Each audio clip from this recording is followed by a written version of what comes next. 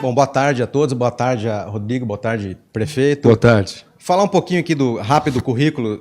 Secretário da Habitação do Estado de São Paulo, secretário da Agricultura e Abastecimento do Estado, deputado estadual, líder do governo de maio de 2001 a dezembro de 2002, líder do PSDB na Câmara Federal de fevereiro de 2011 a janeiro de 2012, presidente do PSDB em 2013 a 2015, deputado estadual e líder do governo, na Assembleia Legislativa, líder do PSDB na Câmara Federal, presidente do PSDB, secretário de Logística e Transporte do Estado de São Paulo, congressista, de fevereiro de 2007 a dezembro de 2016 e atualmente, desde janeiro de 2017, prefeito da nossa querida Ribeirão Preto. Prefeito, muito obrigado. Olá, Ricardo. Olá, Rodrigo, todos que nos acompanham aqui na Cravecast. É uma alegria para mim, um prazer poder vir aqui a Cravinhos nesse sábado e participar e interagir um pouco com os internautas que acompanham o Cravecast, bater um papo, um pouco falar dos nossos desafios, um pouco das nossas lembranças da juventude, da infância, parte delas, inclusive, aqui em Cravinhos. E toda vez que alguém cita parte aí do nosso currículo, sempre me lembro do embaixador Marcos Azambuja. Uma vez eu fui assistir uma palestra dele, e ele é uma pessoa muito, muito agradável, muito engraçada, e aí a pessoa foi lendo aquele currículo extenso do embaixador Marcos Azambuja, claro que era um currículo sintético, mas era bem comprido. Aí ele falou assim, depois que o cerimonialista terminou de ler o currículo dele, ele falou assim, vejam como é que é a vida, né? À medida com que o tempo vai passando, o nosso currículo vai se tornando enorme. Vai chegar um dia que a nossa vida só vai ser currículo. É uma boa reflexão sobre isso. Mas eu estava falando aqui com o Duarte, antes de trazermos ele aqui, que eu, como leigo, eu fui pesquisar um pouquinho sobre a sua vida e eu fiquei impressionado de ver realmente a bagagem que você traz e que você está com ela aqui hoje, trazendo essa bagagem toda. Eu só tenho que agradecer por ter uma pessoa tão qualificada como você estar aqui hoje com a gente. E eu fico feliz de você me contar que uma parte da sua infância foi aqui em Cravinhos. Conta pra gente um pouquinho. Exatamente. Isso. O meu avô, seu Pinheiro, José Rodrigues Pinheiro, e a minha avó, dona Nair Barbosa Pinheiro, eles moravam aqui em Cravinhos, na esquina da Avenida Rita Cândido Nogueira. Rita Cândido Nogueira. E meu avô era o gerente do banco. Acho que na época era o Banco do Agricultor, que depois foi encampado, foi incorporado pelo Banco Brasileiro de Descontos, e hoje que é o Bradesco. Né? E ele trabalhava aqui, e eu passava parte do meu tempo de criança lá na casa deles. Então, me lembro, era bem criancinha, a gente brincava na rua, tinha época de malhar o Judas, né? Isso nem tem mais. Não tem mais, né? A gente malhava o Judas. Lembrei de vocês, antes da gente começar aqui, sobre as arapucas que a gente ia comprar no Catapane, meu tio. Na rua 15 de novembro. 15. Eu lembro... Cerealista, ele era cerealista naquela época. Na subida daquela rua 15 de novembro, tinha uma casa que tinha uma sacada, bem aproveitando o relevo, que era o do ex-prefeito... Dr. Palma. Dr. Palma. Dr. Palma. E eu me lembro que uma vez eu fui com meu pai lá, bem criancinha, conversar com o Dr. Palma. Ele era o médico da população. Isso. Acho que eles foram... o Dr. Palma, né? Não sei se foram contemporâneos, talvez que o Dr. Palma foi um pouco antes do meu pai. Então são coisas que a gente não esquece. A memória de criança é um negócio muito forte, né? E, então tenho boas lembranças aqui de Cravinhos. E, é claro, outras lembranças também das vezes que aqui estive visitando com amigos, em atividades políticas, em atividades eleitorais, fazendo comício. Tem uma passagem engraçada. O Paulo, que trabalha comigo, que trabalha comigo como motorista, já faz mais de 20 anos, a gente veio aqui uma vez fazer um comício lá perto do cemitério, lá naquele bairro grande, que foi o Amoroso que construiu, né? Isso. A Coab ali e tal.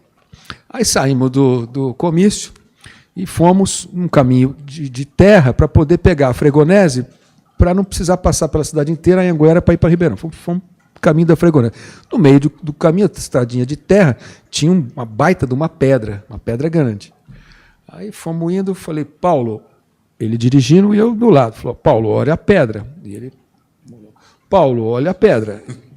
Paulo, olha a pedra. Passou por cima da pedra. Até hoje ele chama Paulo Pedra. Ele virou Paulo Pedra e nem tira mais esse apelido do Paulo. E essa estrada, hoje a gente tem as duas possibilidades de ir para Ribeirão, né? As duas vias assim muito boas, fáceis. Vocês viram do projeto que a gente propôs para o governo do estado de fazer um macroanel, que é estender a Fregonese, que sai de Cravinhos, sai da Anhanguera, passa por Cravinhos, vai até a estrada de Ribeirão-Araraquara, a SP255 Antônio Machado Santana. E ela para ali. A ideia é estender a estrada, continuar ela até a Mário Donegá, ali entre Dumont e Ribeirão Preto, e continuar depois de Dumont até Sertãozinho na Antônio Carlos Tonani, que aí você sai dessa necessidade de ir para Sertãozinho, Taquaritinga, Bebedouro, essas outras cidades que você tem que passar por Ribeirão Preto para poder ir lá. E desafoga o anel viário sul de Ribeirão Preto também, que está muito sobrecarregado. Já prevendo o futuro. Já prevendo o futuro. Acho que essa é o bom desafio do planejamento, né, na gestão. Você começar a se antecipar a coisas que fatalmente vão acontecer. Exatamente. Diz uma coisa, você é agrônomo. Sou. E quando é que começou a sua vida pública? Bom, a minha vida pública de disputas eleitorais, ela, na verdade, começou em 1990. Eu era bem jovem, poucos anos de formado como engenheiro agrônomo, e o meu pai faleceu, né, de carcinoma hepático em 4 de julho de 1990. Vai fazer agora 32 anos. E ele, naquela eleição, depois de ter sido prefeito de Ribeirão Preto 2 vezes, foi candidato ao Senado em 86, na chapa do também já saudoso Antônio Hermílio de Moraes. Ele, em 90, ia disputar a eleição para deputado federal. E faleceu em julho. Então, aí aqueles amigos mais próximos, né, dele falaram, não, você tem que continuar o legado do seu pai. Ele estava com uma campanha aí sendo estruturada para deputado federal, ele tinha 26 anos. Né? E aí topei ser candidato a deputado federal, muito mais na emoção do que na razão. Fui candidato, tive 24.217 votos, dos quais 20.500 em Ribeirão Preto e 3.000 e pouco fora. Quer dizer, não tinha estrutura política, não tinha organização para uma campanha dessa natureza. Mas, enfim, acabei sendo ali contagiado pela magia que é a questão política, eleitoral, vida partidária, disputa de eleição. Em 92 eu fui candidato a prefeito. Né? Eu e o Palocci estávamos em 4º, 5º colocados. O primeiro, segundo e terceiro colocado era o candidato do Gasparini, que era o Jabali. O outro candidato que também estava na frente da gente era o ex-deputado Marcelino Romano Machado. E o outro, que estava entre os 3 na nossa frente também, é o ex-prefeito João Gilberto Sampaio. Então era só cacique contra indinhos ali, né? E aí o Palocci e eu passamos esses veteranos todos e fomos para o segundo turno. Fizemos uma campanha moderna, uma campanha com bastante ligada com as questões da atualidade, e houve um processo de renovação. E o Palocci me venceu aquela eleição no segundo turno com uma margem de 2%. E no final eu acabei tendo mais de 100 mil votos no segundo turno. Né? E o Palocci virou prefeito e eu virei o candidato em segundo lugar. E em 94 eu fui candidato a deputado estadual. Com a visibilidade que aquela eleição me trouxe, eu acabei tendo 69.320, 300 e tantos votos. Fui eleito deputado estadual, eu estava no PFL naquela eleição, e fui o mais votado do PFL na chapa com o PSDB no Mário Covas. O PSDB elegeu 17 deputados e o PFL elegeu 5, então foram 22 deputados. Aí eu virei deputado eleito. Dali, antes de tomar posse como deputado, em 16 de dezembro de 94, o Covas estava montando o secretariado, me convidou para ser secretário estadual da habitação. Eu brinco que isso demonstra que o Mário Covas não tinha muito juízo às vezes, né? Eu estava com 30 anos de idade, né? Engenheiro agrônomo, com nenhuma experiência na vida pública, então ele me bancou. Uma boa visão, né? Não Sempre sei. teve, né? Sempre teve, né? Então, cheguei e virei secretário antes mesmo de tomar posse como deputado estadual. Aí fiquei na Secretaria de Habitação 95, 96, depois voltei para a Assembleia. No final do ano de 96, eu virei líder da bancada. Fiquei em 97, 98, 99. Eu já estava reeleito para o segundo mandato. O Covas me chamou para ir para o PSDB. Eu fui para o PSDB em 99.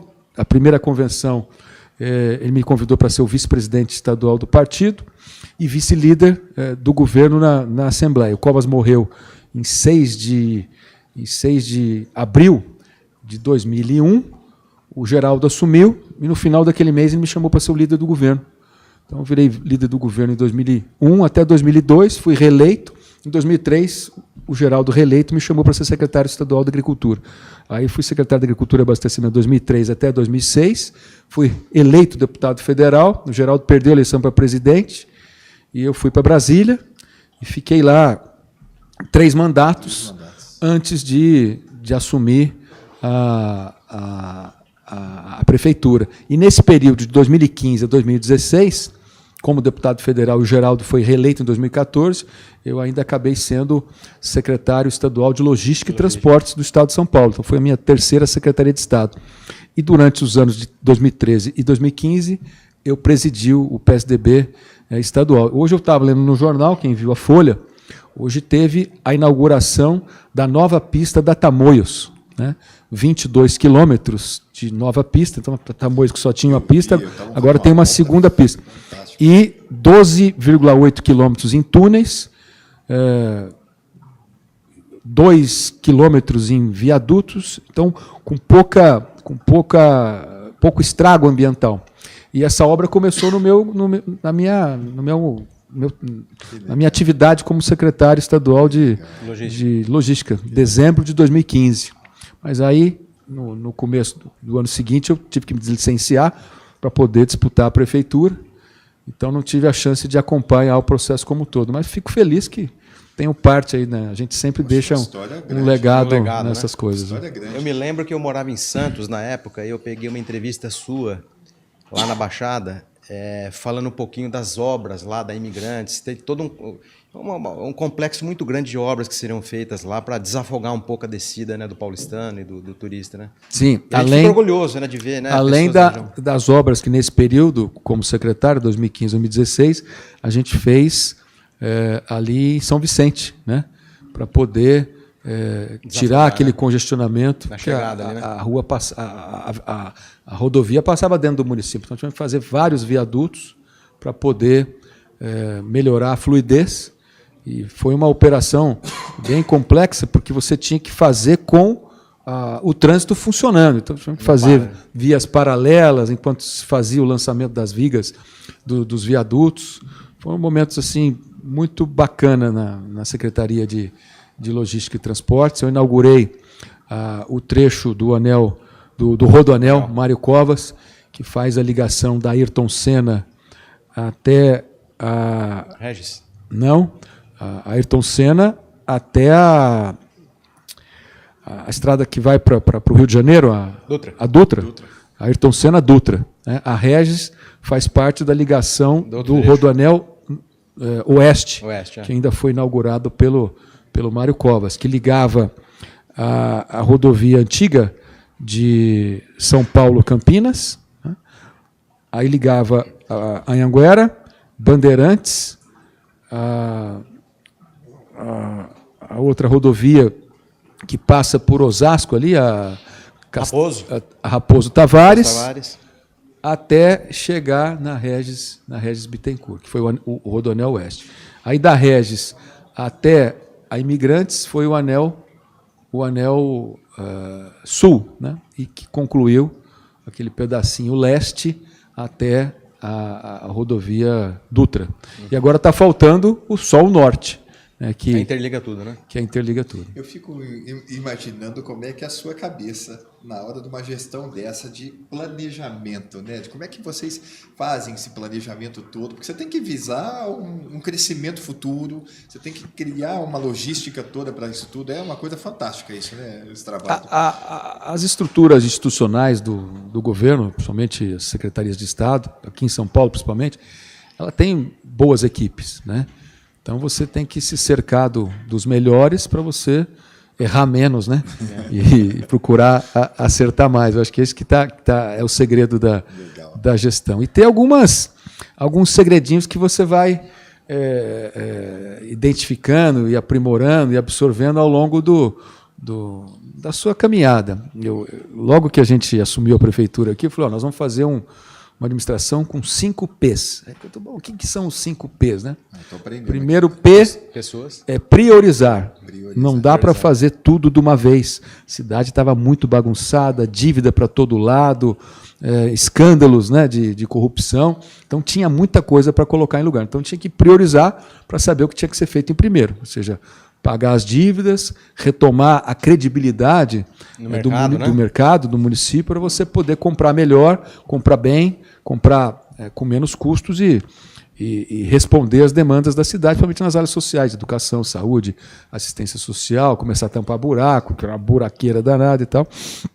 Então, o primeiro P é priorizar. O segundo P, você já disse, é planejar. Né? Você sempre tem que ter um bom planejamento para você poder chegar no seu objetivo com o melhor custo-benefício possível, seja de recursos humanos, materiais, de tempo, né, e de resultados. O terceiro P, que eu gosto muito, é o propagar, né, que nós estamos fazendo aqui agora, né, que é a comunicação. A comunicação ela é super importante na gestão pública, porque se você não se comunicar bem, você não consegue trazer a população para o teu lado, para que eles ajudem as coisas a darem certo. Né? Então tem que ter um sentimento de corresponsabilidade, de pertencimento e também de apoio, para que as pessoas se sintam parte do resultado. Então, propagar, e a comunicação tem o aspecto de educar, né? O aspecto de informar, o aspecto de motivar e também de entreter. O Rodrigo está ficando craque aí no Cravecast, que envolve essa habilidade, essa magia da boa comunicação. O quarto P é o persistir, né? Não descansar enquanto o negócio não estiver de pé, entregue, funcionando, resolvido e melhorando a vida da cidade e das pessoas. O quinto P é o perenizar, ou seja, se você conseguiu fazer um avanço, né, com bons projetos, com um outro plano, institucionalizou uma estrutura que passou a funcionar melhor, aquilo tem que ficar enraizado. Aí você legaliza, normatiza, isso, para que quem vier depois não retroceda aquilo que foi uma conquista, não do gestor, mas foi uma conquista da própria comunidade, da própria cidade. Que é uma dificuldade, né, Eduardo? Eu estou falando sempre como leigo, tá?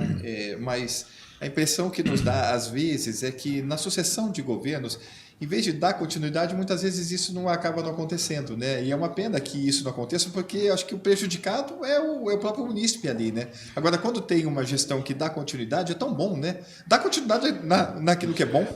Eu creio que as nossas estruturas de controle, fiscalização, a melhoria institucional desse tipo de guardião da sociedade vem funcionando. Mais. Nós saímos de um ranking da Advocacia Geral da União, que ranqueia a cidade em termos de transparência, boas práticas de gestão pública, indicadores adequados. Lá de baixo fomos para quase 96 de um número de 100. Inclusive com a criação, no ano passado, da Controladoria Geral do município, com o ouvidor, com o controlador, com o auditor e com a área de compliance, né? A parte de padronização de condutas. Então, essas coisas ajudam o próprio gestor a ter, por parte da sociedade, elementos de informação. Se tem alguma coisa errada, acende uma luzinha amarela, uma luzinha vermelha, você vai lá e toma providência. Porque você não tem como estar com os olhos simultaneamente em tudo. né? Mas você tem que ter a visão de que tudo que acontece vai ser sua responsabilidade. Então, eu uso muito a imprensa, né? Acordo cedo, eu vou ver os veículos de comunicação, às vezes uma reclamação, ou então uma coisa que você fala, isso aí é luta política, é oposição, mas com o tempo você vai identificando o que de fato é luta política e o que de fato é coisa que precisa ser resolvida. E errou, não tem problema, vai lá e corrige, não é nenhum demérito.